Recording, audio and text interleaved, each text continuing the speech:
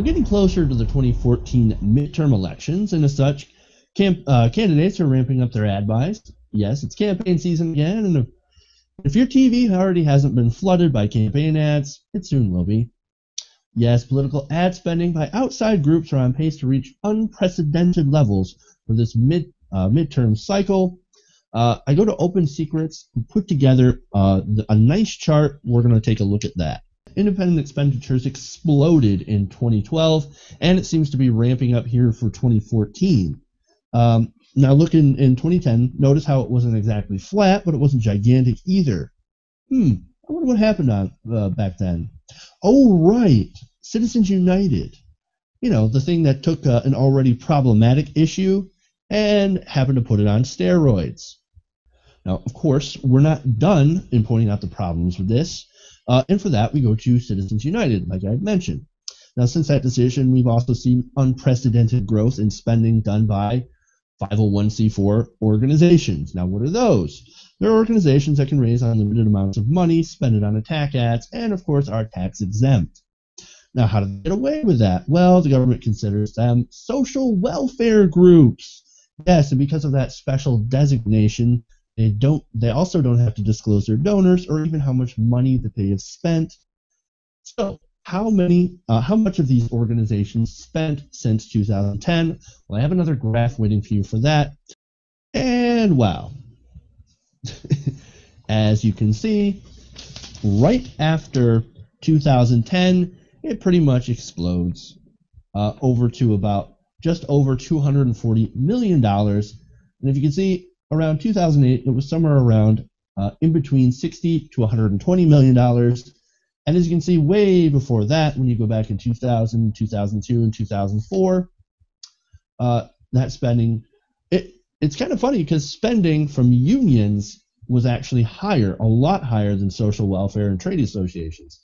So for a while, unions spent more, but now these quote-unquote social welfare groups have, just exploded their spending on political campaigns. Pretty much if you're wondering why when you turn on your television that you're inundated with bullshit ads, well, you can thank the most corporate-friendly Supreme Court in history for ensuring that your voice gets drowned out by the billionaires that just outsourced your job, killed your union, and are now lobbying to take away your food stamps. Listen, we all know from day one, as soon as Citizens United got passed, this was going to be a giant train wreck for the masses, and of course it is. I think that the most interesting thing that you see with this is how they're spending, and the rules are just atrocious. I mean, you saw Colbert and Stewart really take this on during the 2012 election to, I think, like a pretty hilarious height with their super PAC mocking. But it's gotten so bad. We did a segment on the show recently on Crossroads GPS, which is Karl Rove's basically billionaire group funded by a few billionaires, and then the rest is just spit and polish. And it's so disheartening to see how it works in action. So they've taken an ad in the paper and they say, looks like we're going to be spending from this period, and then another group that has the same sort of aligned with them in the same way will take up the cash and put it into the campaign for their chunk right after Karl Rove's group is done. And as long as they keep doing this in the press, as long as they keep announcing without actually directly, literally picking up the phone and talking to one another, it's all well and good. And you're seeing this manifest itself into not only just like these midterms, but a record amount of money is going to be spent on primaries. And you might as well even just admit at this point, every sentence we're going to start for the next 5 years until this gets, solved or fixed or changed is going to be a record amount of money was spent on X, Y, and Z. It's not going to go the other direction. Nick, what do you think? Just building off Dan's point, I mean, think about that. All the money spent in campaigning, unless we do something, is going in one direction, up. It's only going to increase. Think about how alarming that is. Think about how much money is going to continually be spent on campaigning. When is it going to stop? How long before we have companies spending billions upon billions of dollars on candidates? Like we're already at like what, the hundreds of millions now? Like it's think about what we could do with all that money. What society could do, what kind of wrongs we could right with that kind of funding, how many diseases we could cure, how many frickin' roads in other countries if you're the military-industrial complex kind of person, how many roads in other countries we could build, how much infrastructure we could establish, how much good we could actually do, not just in the United States.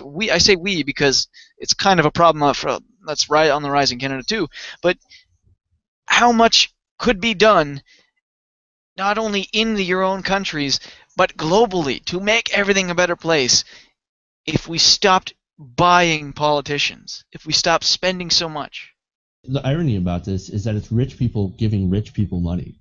A lot of these billionaires are giving a lot of money so that they can lower their own tax rates, so they can have more money, so they can buy more politicians. It's like this vicious cycle, in a way. It's like it's the billionaire circle jerk. I think we do have to be clear though here. It's not just a little bit of a back pay. It's a huge deal for them. Like, listen, these companies are getting huge loopholes, and that they can drive trucks through. So like, it's not just like a rich guy's giving all of his money so he can save $500,000 on a tax return. It is a huge deal for his corporation. And Karl Rove, who is obviously ahead of this Crossroads, which is one of the biggest ones, that like they realized how important it was to get the right candidate. And in this report that that we showed on our show recently, it was really sick to listen to the way they talk about how they do these things. Like, they really do talk about it like it's a financial transaction. Like, so we found that last time our investors weren't happy with the bang they got for their buck. You mean the election?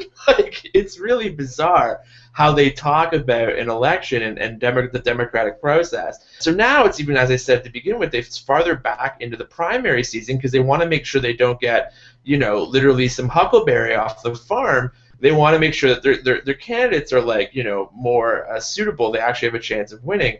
But at the end of the day, I mean, Rove has been playing these kind of shell games for so long, and it is such a huge deal. When Rove was in Texas with Bush, they realized a way to like get really great money coming into the campaign was to try to come up with an issue that was out of state, and they started tort reform. And to this day, people talk about the citizen being able to sue a corporation as if they're all frivolous, as if everything is just a frivolous lawsuit. And that's all Rove's, we want to call it evil genius or whatever, that stemmed from Texas to get Governor Bush money. And it became a huge deal. And it became obviously a platform for Bush when he became president as well.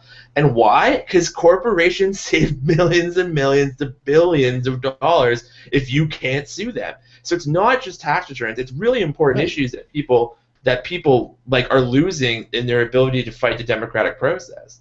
I think that the absolute change that we've seen in the last decade, especially with money in politics, there's a difference. Like, there's not a moment where you should be like, let's try to not stop this because it's inevitable. And yeah, even if you can stop this much, it's completely worth it.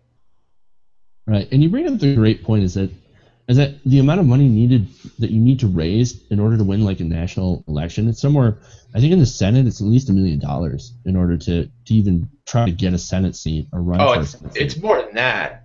It's astronomical. It is. Well, I mean, think about Bloomberg spent $1 million just to become mayor. And and I think the 2002 elections, they crossed the billion. Was it $1 billion or $2 billion mark? Something insane though, for the first time. And as I said, it's going to be the same thing over and over again. You're going to keep seeing record amount. Like the term record amount is never going to like stop being true, as long as this ruling stands and nobody puts anything, any sort of amendments on it, because it's just literally open season for billionaires. Right, and it has the effect of creating a barrier to entry into the political system too. You can't be an upstart. You can't be an upstart saying, "Yeah, we want actual change," like fighting for actual change, right? Without having to come to that money in order to win, in order to run for elections. Because if you don't have the messaging, you're not going to get out there. Nobody's going to have heard of you, and you're not going to win the election, right? So that's a huge barrier to entry. It's just the amount of money you have to raise. So that creates the problem of you're going to continue to have this political class that's separate from the actual rest of the populace, It also creates a homogenous candidate too, right? Like that's your biggest problem. Yeah. I think that like even if you so let's pretend Mr. Smith can he go to Washington anymore? Well, forget that. Even if Mr. Smith gets there, he can't be Mr. Smith anymore. And I think that's the biggest problem that this issue causes is that even if you have somebody virtuous who has the right things, just the only way to compete is to go to company A, B, or C, and they obviously have issues A, B, and C that they want you to do, and then we once again lose another candidate. Like the real question becomes, can you get a third party going in America ever now? And the second issue is that can a candidate within the party really change a party anymore? And those two questions, being a no, I think most would agree, is very scary to democracy because at that point you have two parties, and this goes back to when we were all in high school even, with Nader's run at it in 2000 with Bush and Gore, and I've brought this up on your show before. It's a real turning point in American politics because with one party being, so many people on the left feel is so dangerous because of who backs them and because of who they stand up for, there feels like there's no only alternative is to go with the Democrats and swallow hard and hold your nose because their alternative is a George W. Bush 8 years. And so once again, it feeds the beast again, where it's like, right. Oh, we really want change because these two schmucks in 2000 were pretty big schmucks. Oh, but Bush was such a bigger schmuck. I guess we better be mature adults. At the end of the day, Dan, we're the only people that we're going to stuck with are schmucks because it's the system. It's endemic. It's built in, and that's why 20th Amendment, money out of politics, is so important.